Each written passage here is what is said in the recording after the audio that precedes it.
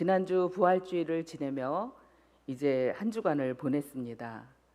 힘들고 어려운 우리 삶 속에서 예수님의 부활을 기억하며 소망 가운데 살아가는 저와 여러분 되시기를 바랍니다.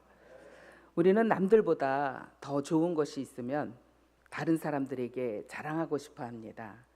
예를 들어 자식이 원하는 학교, 직장에 합격을 했거나 또 승진을 했다든지 또 어려운 가운데서 또 집장만을 했다든지 아무튼 좋은 일이 있으면 자랑하고 싶어 합니다. 뿐만 아니라 자신의 나라가 선진국이거나 강대국인 나라 사람들은 상대적으로 미개하거나 후진국에 가면 자신의 나라를 아주 무척 자랑스럽게 생각합니다. 예전에 우리나라 사람들 중 미국 가려고 미국 대사관에서 비자를 발급받을 때 자존심이 상했던 기억들이 아마 조금씩은 다 있을 것입니다. 사도 바울이 살던 시대, 그 시대 사람들에게 가장 큰 자랑거리는 로마 시민이었습니다. 로마 제국에서 로마 시민권을 가진 사람은 완전히 다른 사람 대접을 받았습니다. 그리고 로마 시민은 아니지만 노예가 아닌 자유인이라는 것 하나만으로도 충분히 자랑할 만했습니다.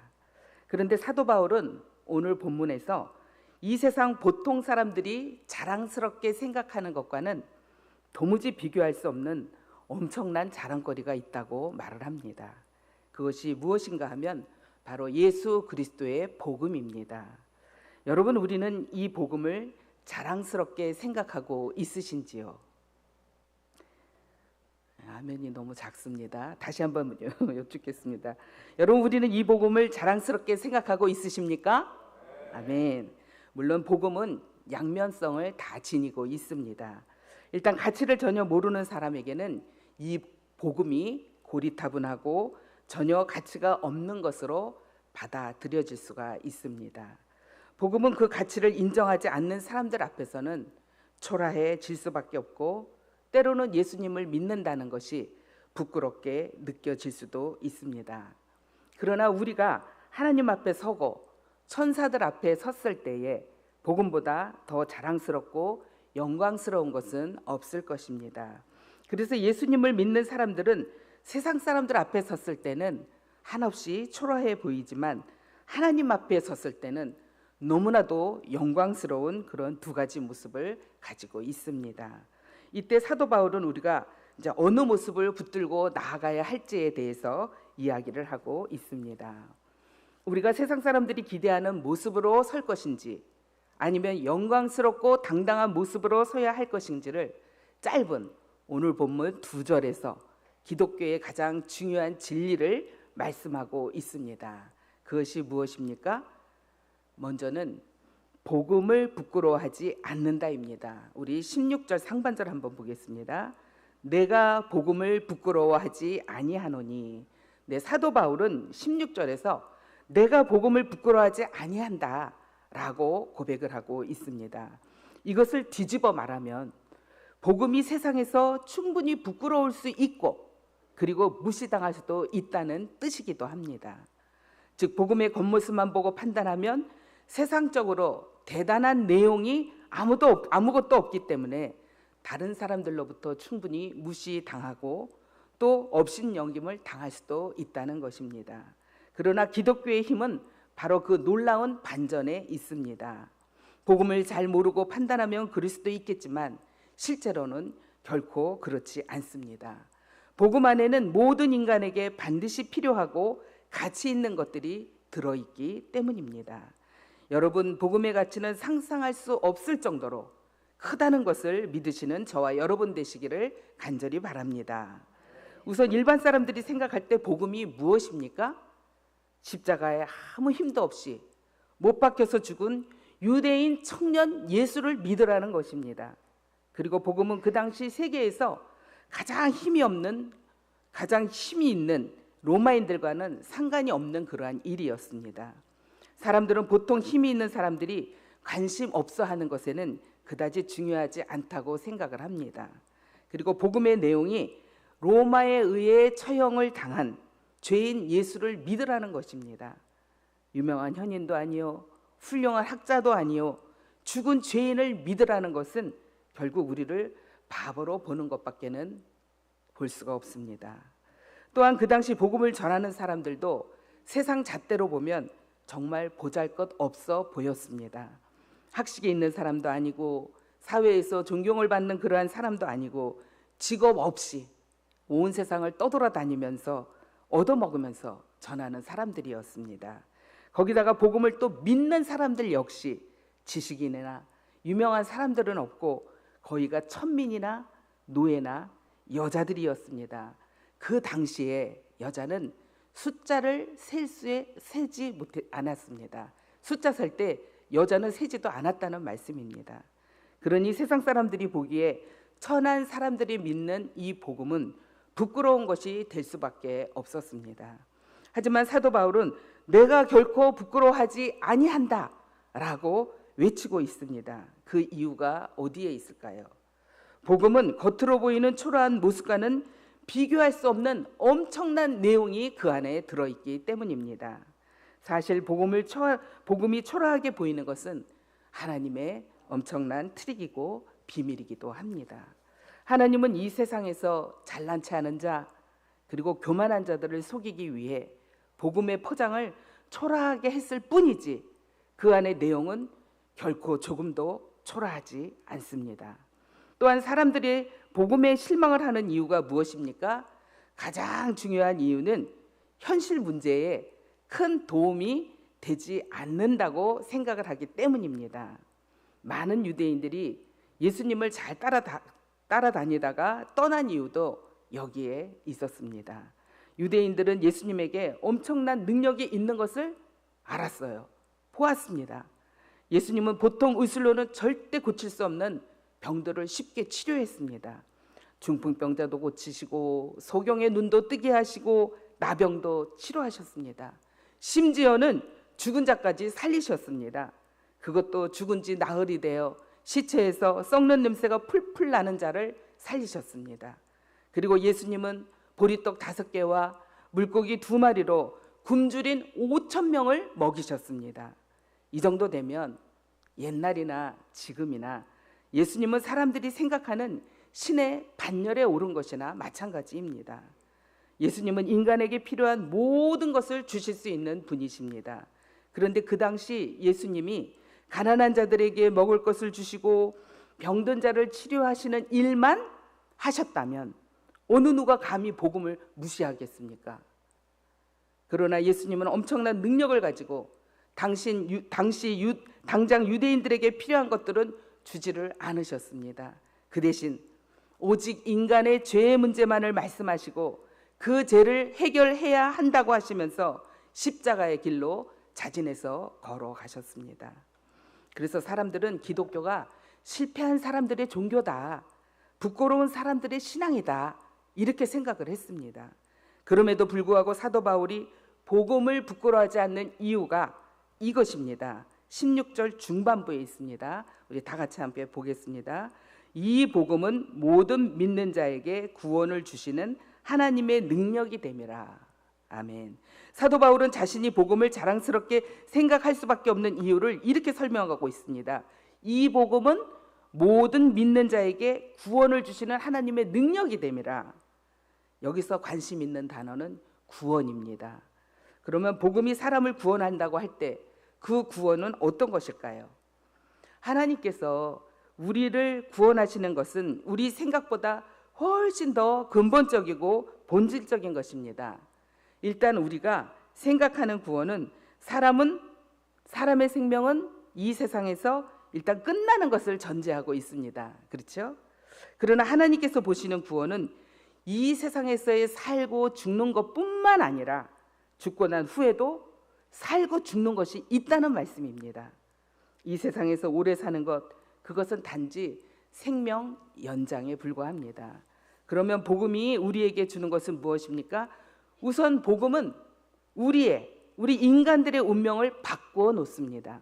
우리에게 정해진 것은 이 세상에 살다가 죽는 것입니다. 그리고 그 후는 심판입니다. 그런데 하나님의 복음은 우리의 삶을 영원한 삶으로 이렇게 바꾸어 버립니다. 영원한 지옥에서 영원한 축복으로 뿐만 아니라 복음은 이 세상에서 우리를 죄의 세력으로부터 해방시켜 진정으로 하나님을 믿는 믿음으로 살아가게 하는 것입니다. 사람들은 복음의 능력이 얼마나 엄청난 것인지를 잘 알지 못합니다.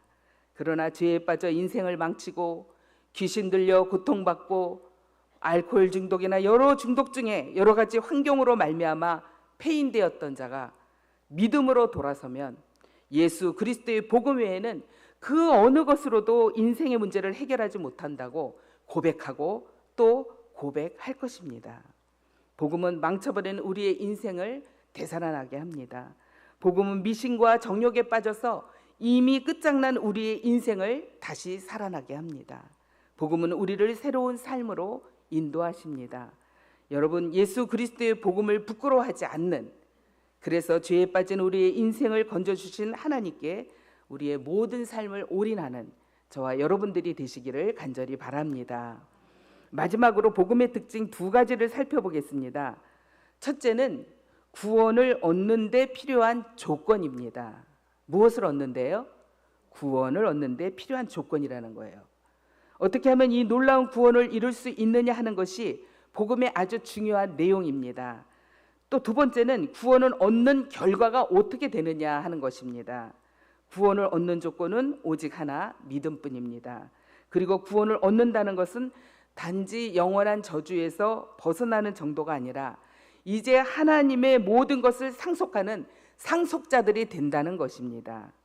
그런데 하나님의 엄청난 구원을 받는데 필요한 조건이 오늘 말씀에서 뭐라 그래요? 오직 믿음밖에 없다고 말씀하십니다.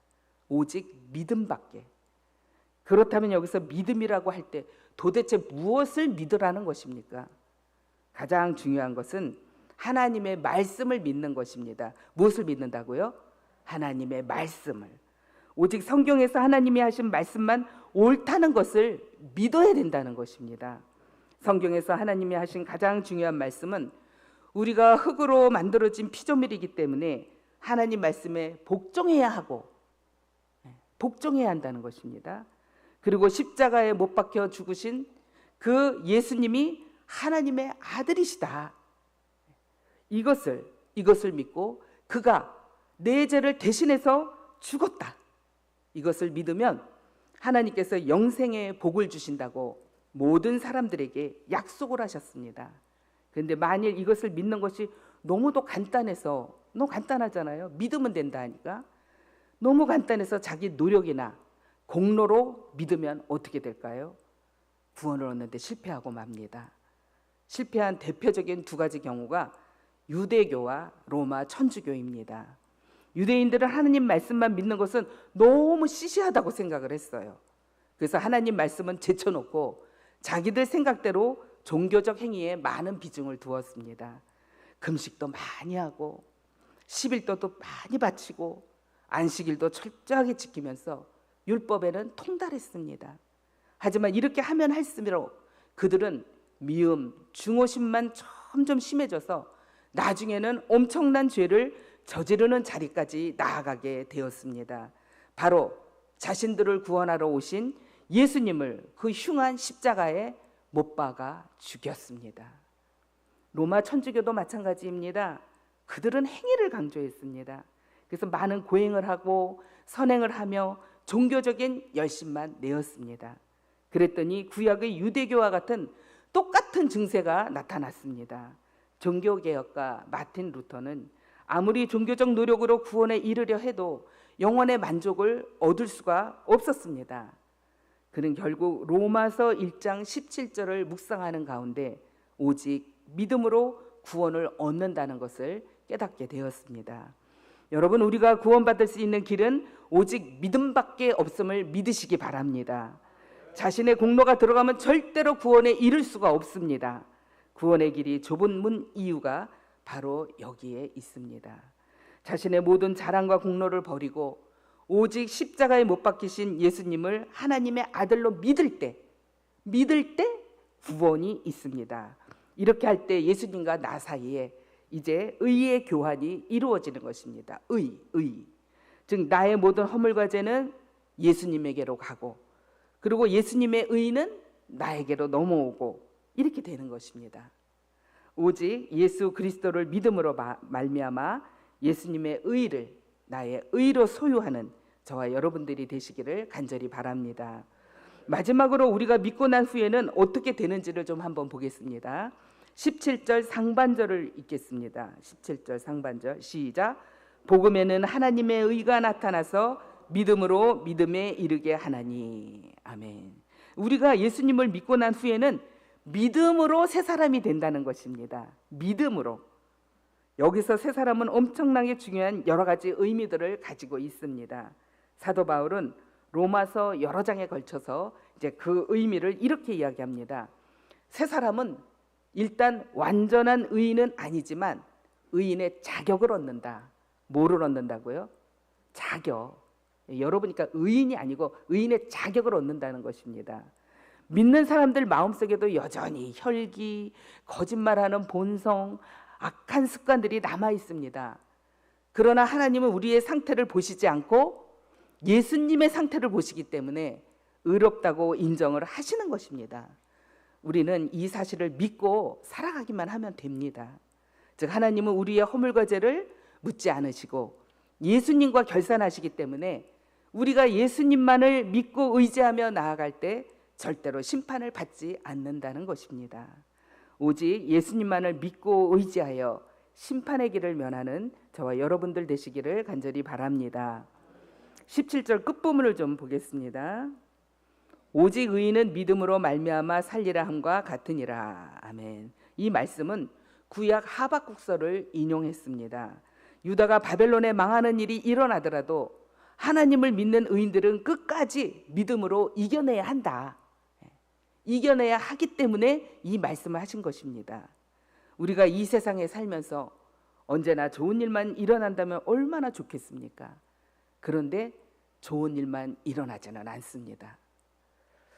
그러나 우리는 믿어야 합니다. 내가 이해할 수 없는 일이 일어나더라도 하나님은 저와 여러분의 머리털까지 다 헤아리고 계시고 또 모든 것을 합력해서 선을 이루신다는 사실을 믿어야 합니다. 여러분, 이 세상에서 예수 그리스도를 믿는 것보다 더 중요한 것 없습니다.